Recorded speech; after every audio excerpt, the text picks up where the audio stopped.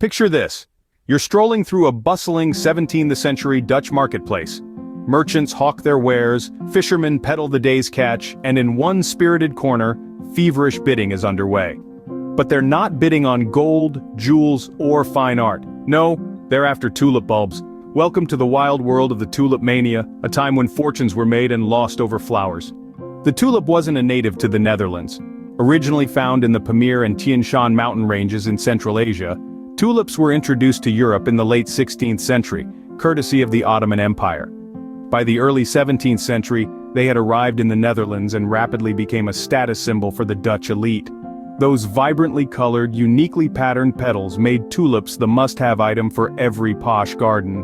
What began as an innocent enough flower fandom turned into something much, much crazier. By the 1630s, the prices of tulip bulbs started to rise and rise and rise.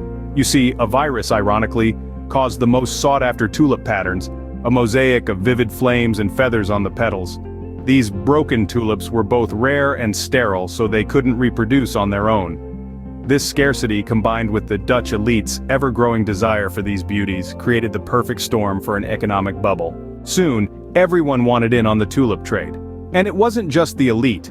Artisans, farmers, and even chimney sweeps started trading in tulips, hoping to make a quick guilder, the Dutch currency of the time. The trade moved so fast that people began dealing in tulip futures, essentially contracts to buy bulbs at the end of the season. Yes, they were trading promises of flowers. At the height of Tulip Mania in February 1637, some single tulip bulbs sold for more than 10 times the annual income of a skilled craftsman. That's like a single flower costing as much as a luxury car today. But, like all bubbles, this one couldn't last forever. Doubts began to creep in. Was it really wise to invest so much in a flower? By the end of February 1637, tulip bulb contract prices began to dive, and the market collapsed. Those who had invested their life savings were left in ruin. Debts went unpaid, lawsuits were filed, and the once thriving Dutch economy took a hit.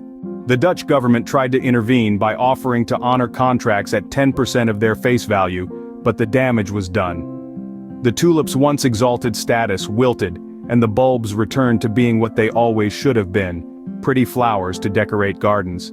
Many economists and historians view the Tulip Mania as the first recorded speculative bubble. It's a cautionary tale about the dangers of herd mentality, speculation, and the unpredictable nature of markets.